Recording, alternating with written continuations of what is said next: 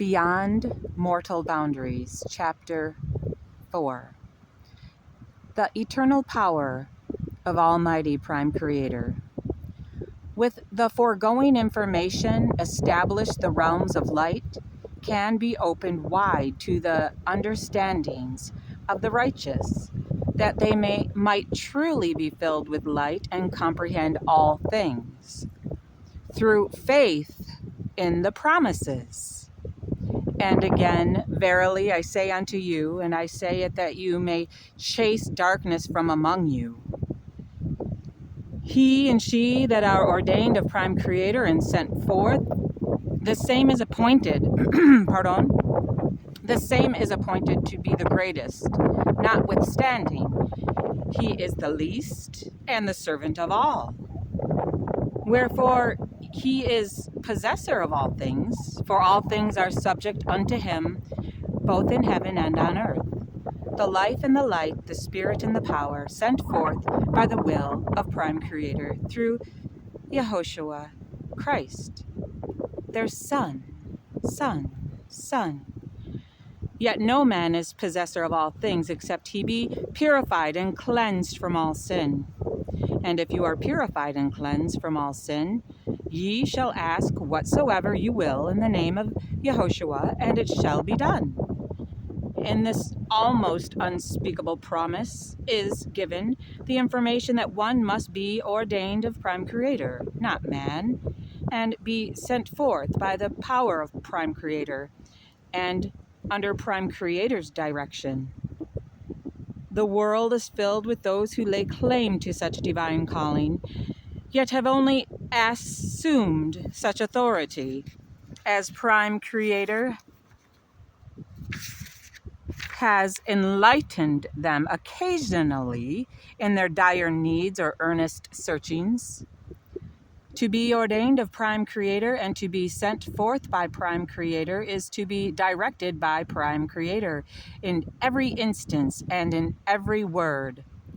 This can only be fulfilled in the fullness as it was with Christ, who proclaimed, I speak no word except my mother father commands it, and my mother father can only direct the one who has united his three minds in the power of divine love until they become one or single. And in that sacred ordination and unit, the individual is appointed to be the greatest, notwithstanding he is the least and the servant of all. This seemingly contradictory statement was first declared of John the Baptist and needs an explanation. It is most easily understood by those who have fulfilled the divine calling and received that sacred ordination. No one having such a sacred calling of greatness upon his shoulders could ever boast of it, nor could he acclaim his superiority or greatness. With the power of Prime Creator upon him, he would become the very least in his own selflessness and sublime degree of devotion and loving humility. He would become the least in his own opinion and the very servant of all in his great love. He could never lift his voice to bear witness of himself or entertain for an instant even a desire to do so. Like Christ, he would realize that he could never become an insufferable braggart. Yet as Christ would say, I do not bear witness of myself. Yet the very power of his calling would bear witness of him. As long as anyone boasts of his higher place or qualifications or self-importance and self-righteousness, he is denying the sacredness of such a calling as he seeks to exalt himself even above the throne of Prime Creator. Those who boast of all their personal experiences as they seek to hold themselves in the limelight can never receive the anointing of Prime Creator or of greatness, for it is impossible for them to take the lowest seats, to become the least and the servant of all, until they are invited down. Thus, the humiliation becomes often quite devastating, as their pride is crumbled and often such crumbling includes the individual, and he is revealed as nothing. And so it is necessary to explain just what the power and the anointing of Prime Creator entails. As one begins to take hold of the great and mighty promises of Prime Creator by first his exerted faith in seeking to live the promises, he will soon grow into the knowledge of their power. And knowledge is power when applied. Thus, as one learns to love Prime Creator with all his mind, body, heart, soul, instead of himself, the darkness of that treacherous subconscious mind is cleansed and renovated. This caverned basement of accumulated selfishness and self-justification and the evils and the hypocritical self-righteousness is faced and cast out as the garbage which it is. And as the self-pity is eliminated, then there can be no darkness in him, and he becomes filled with light and truly comprehends all things, even his own past failings. First attempt in learning. Learn something from it. There's a failure. These are the promises of fulfillment, and as one comprehends all things, he is given the understanding, overstanding to utilize the powers of light and glory under the divine minute direction of Prime Creator. And as one is filled with light, he is born of the Spirit, even as Christ explained to Nicodemus, as recorded in John chapter 3, verses 5 to 8 as follows.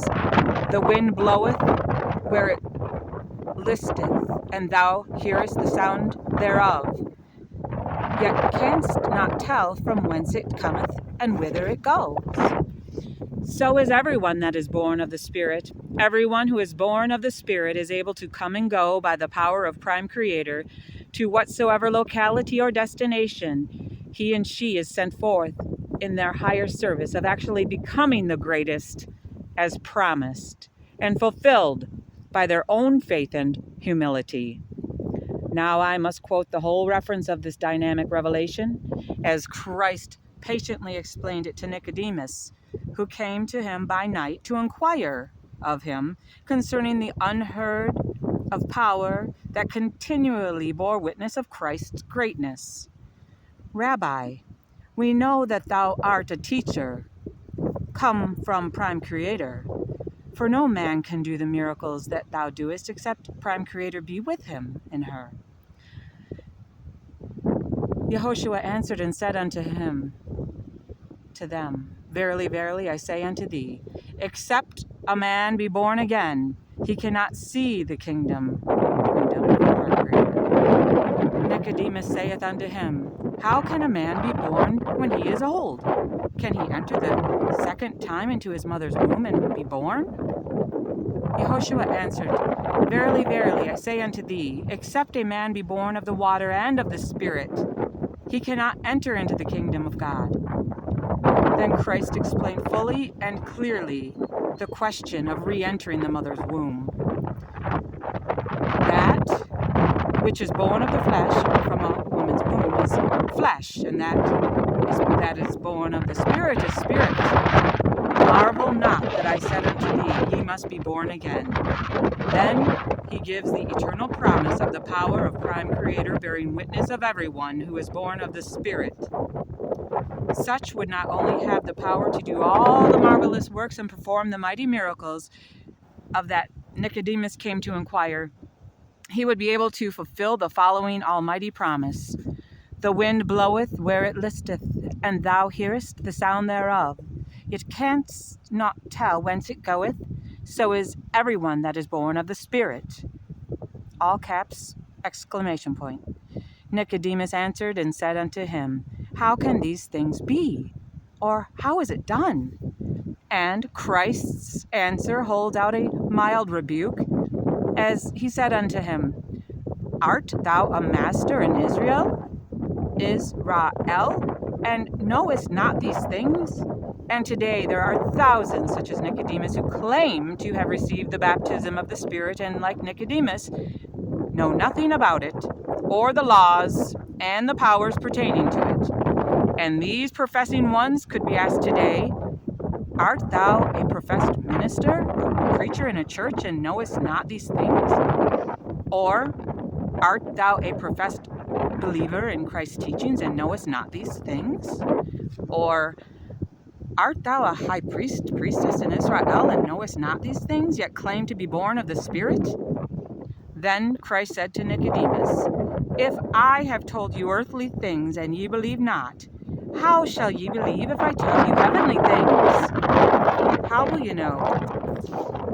This is beyond belief, folks. This divine power of translation, for such it is, this power to be able to come and go as the wind and to be able to do the miracles that Nicodemus came to inquire about, are earthly things. They belong to this earth, for it is here that they must be applied. And since no man has sought to take hold of these dynamic truths and unspeakable powers, he is not prepared in any way to comprehend the heavenly things. So said Christ to Nicodemus.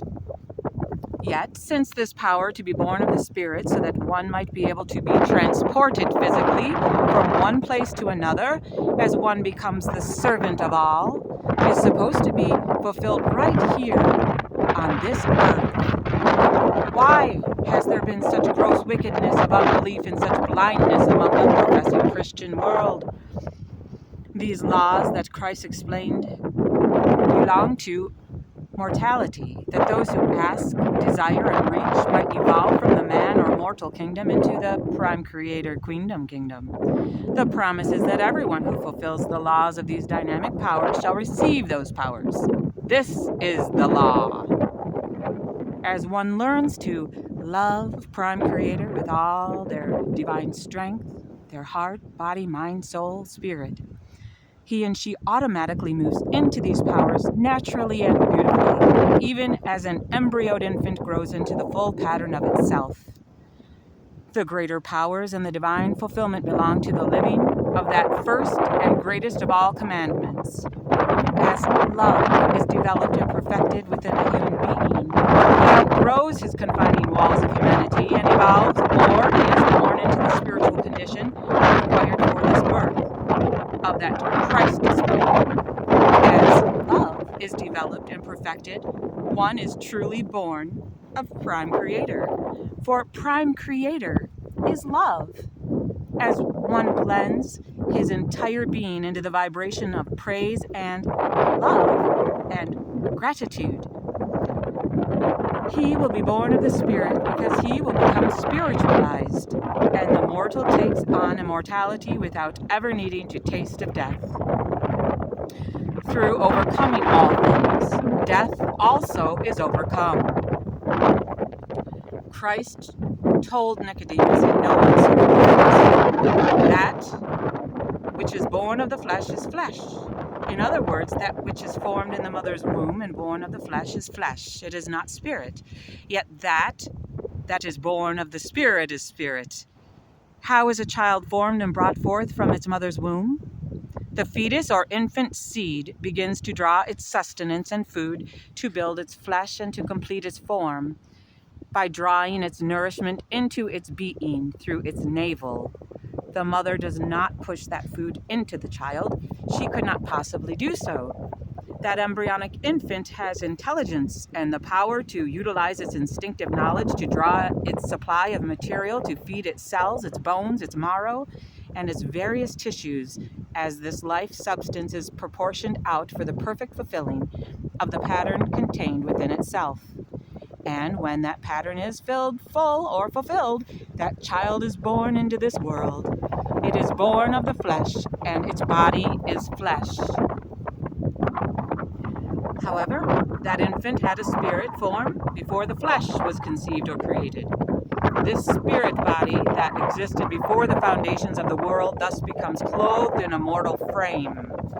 Then, in order to reach perfection, it is necessary for the physical body, formed of material, earthly atoms, to now blend so completely into the spiritual form that the spirit becomes predominant and the flesh takes on immortality. The spiritual perfection of this entire being of man can only be accomplished by loving Prime Creator with all thine heart, with all one's intelligence and entire being. Then that was born of the flesh becomes completely spiritualized and made perfect. This is man's true heritage. This spiritual birth or transformation belongs to those who desire to reach a higher status than mere grubby mortal. The spiritual birth is accomplished when the physical, mortal body of flesh becomes enhanced and quickened by the Spirit, being perfected and brought forth to rule and reign.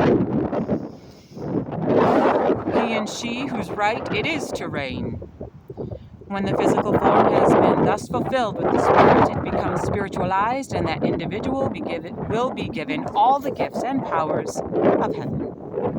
He and she will be able to come and go as the wind, and no one will know from whence he and she cometh or whither she goes. As one begins to open his heart to the love of Prime Creator, he begins that moment to draw on the divine spiritual supply of nourishment required to bring forth and invigorate this new, indestructible body of eternal light. Crystalline light body. The heart begins to draw this love through one's living heart center, and it is then distributed out through the tissues of his own being. And he begins to love Prime Creator with all his soul, heart, mind, body, soul, spirit, every cell and atom of his physical body and his spirit. As soon as one begins to live this greatest of all commandments, he and she swiftly learns of the dynamic power it contains and the blessings that are enfolded within it. Thus it is given to abide in you that quickeneth all things and that maketh alive all things. In loving, one draws the love of Prime Creator into his and her own heart and out through it to feed his entire being. As he continues to draw upon this source, his and her supply of spiritual nourishment increases according to his and her need, and his and her need will increase with his and her own divine growth.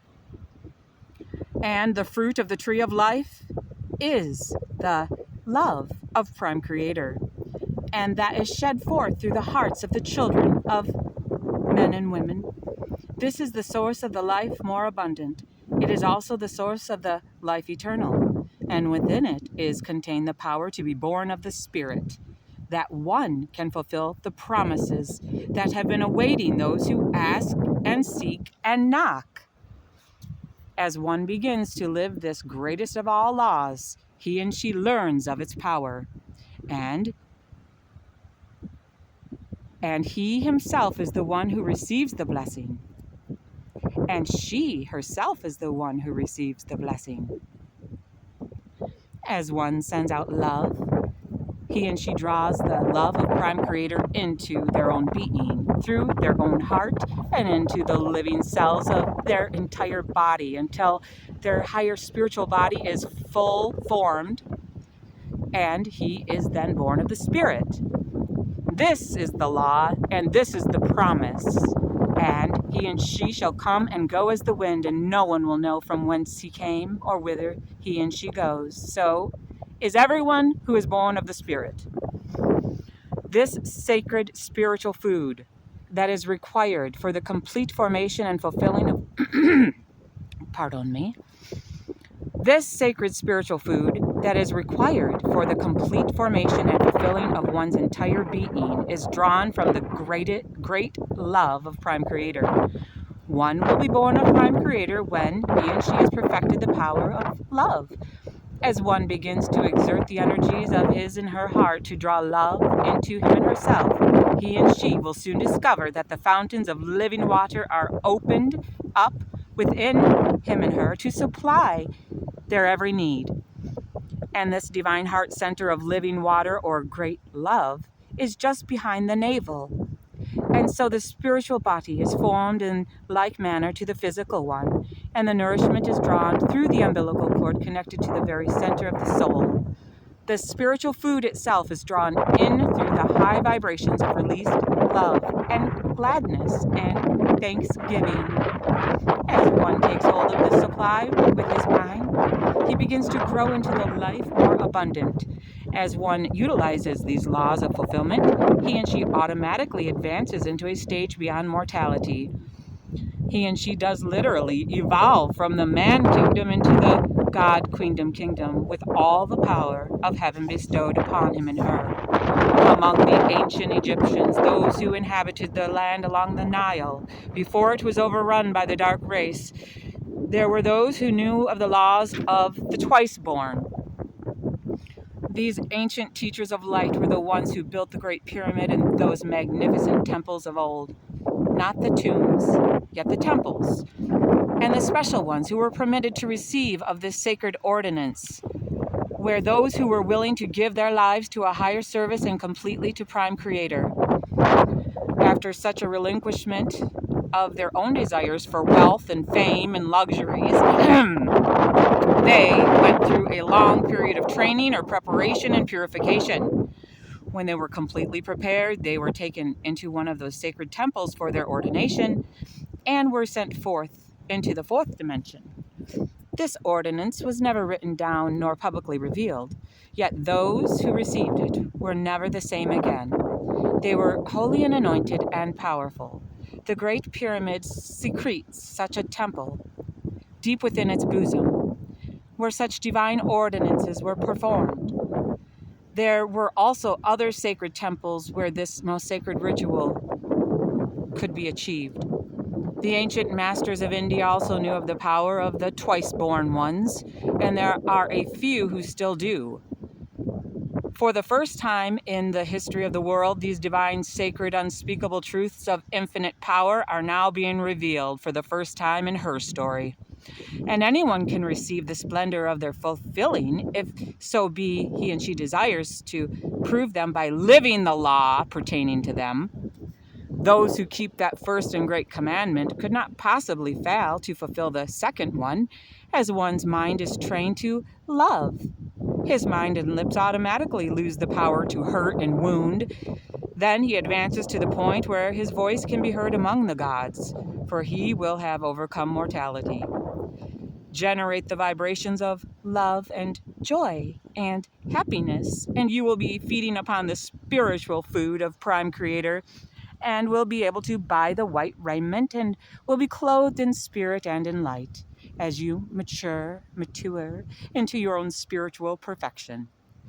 Every divine vibration of love and praise and joyous gratitude is that exotic spiritual food of Mother being drawn into the mortal body to develop the spirit in its completed fullness as it is perfected and spiritualized. And like Christ and John the Baptist, one will grow and wax strong spiritually, and eventually he and she will be born into a higher type of being. He and she will become divine and radiate graciousness and love and beauty as he and she becomes powerful. As one renovates their subconscious mind and purifies it for a higher divine functioning, he and she steps into a new advancement of divine preparation. One can behold the tragedy of the darkness and will realize that the desolation of the subconscious is a selected condition that many mortals choose to exist in because they learn to love the darkness rather than the light. As this condition is comprehended, the darkness and the evils can be overcome, and he and she becomes filled with light and will comprehend all things. As one learns to love Prime Creator with all the strength of their heart, body, mind, soul, and all of the strength of his soul and all of the strength of his mind, until his three minds become united or single to the glory of Prime Creator, he and she moves into the promised powers. They belong with the fulfilling of the greatest of all commandments ever given to man. And to man is the glory and the power when he takes hold of it to prove it.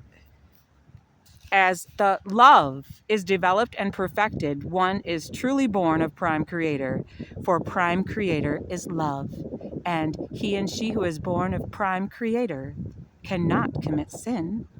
1 John 3:9. As one blends his entire being into the vibrations of praise and love and gratitude, He and she will be born of the Spirit and will receive the gift of translation or the power to come and go as the wind to whatsoever area or place Prime Creator directs him or her. He and she will be able to travel with the speed of thought and under complete control as he and she holds their goal and the sacredness of their assignment in their conscious mind. This is power, the power to become the least, though he and she is the greatest and the servant of all. In this type of high perfected service, one puts aside all desires for personal glory and acclaim and becomes selfless in the very wonder of pure love and deepest humility. This birth of the Spirit must also be considered from another angle. So the question arises, how is an infant born? First, it must fulfill the measure of its growth and forming. When the measure of pattern of that tiny body is fulfilled, the child is born. So it is with the birth of the Spirit.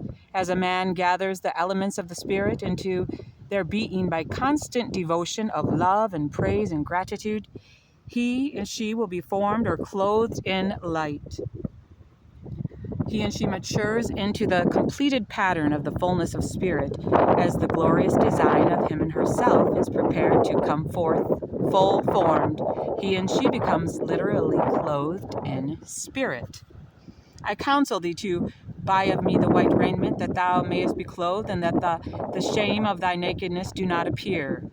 In this spiritual raiment, one becomes clothed in spirit, and the shame of their mortality is exalted into the translated condition in that which the great overcoming achieves all things. These are the higher laws of Prime Creator that still pertain to this earth, and everyone can fulfill them who desires to do so. For the first time in the history of the world, they are fully revealed and made so plain, a fool need not err therein. These great and mighty truths are the promises of Almighty Prime Creator, held out to be accepted by the mere exercising of faith. And all that is required at first is just enough faith to try to prove them by living them. In this slight effort, faith will become knowledge. And so it is that each individual may grow into the power of proving and fulfilling these astonishing, amazing laws for him and herself. And the powers thereof are limitless and eternal. These powers are all yours to utilize and to glorify and to be glorified by as you take hold of them. Yet only those who can grab hold of them, whose names were written in the Lamb's Book of Life from the foundation of the world. For only those whose names are engraved upon the most sacred of all records will have either the desire or the understanding to even seek such divine fulfillment. Know this, that divine, sacred Lamb's Book of Life was not written and inscribed with names before the foundations of the earth, because some supreme being has such a hobby. If your name was placed in that sacred record, it was because you existed at that time and had earned so great an honor and privilege. It was not that this record of names was gathered out of nowhere, and then centuries later, men and women were created just to bring forth individuals to fill those names. Those names were written in that immemorial time of aeons agone because we were there and had earned that honor. We existed, and the privilege of having our names engraved upon so sacred a document was a reward of great honor. And according to the scriptures, there were those whose names were not written in that Lamb's Book of Life, yet who were also permitted to make their abode upon this planet. Those who proclaim that I am hereby expressing a belief in reincarnation err greatly and are without either vision or understanding. They know not the truth, neither could they understand the truth if it were placed before them in a language a babe could not ignore or deny. I am going to express myself and say that the lost teachings of Mary Magdalene were about reincarnation. We were there at the time of Christ, and we are back, and we were before that. Get it yet? I love y'all. And I must add this bit of information here, for there will not be another place in this record to receive it. There are many who seek to glorify the stepping stones of their individual paths of advancement as they are directed according to their own hungering into the great truth. In thus seeking to glorify their individual pathways, they too err. Often that which they worship as their sacred stepping stones, believing that no one can possibly reach any degree of enlightenment unless he travels each step they trod, will eventually learn that most of their cherished stepping stones were only stumbling blocks. Those who have been held back or in any way retarded because of orthodox conformity or dogmatic sectarianism have traveled much of their way into truth over stumbling blocks, not stepping stones. That will complete chapter 4, the eternal power of Almighty Prime Creator. Oh, so be it, and it is so.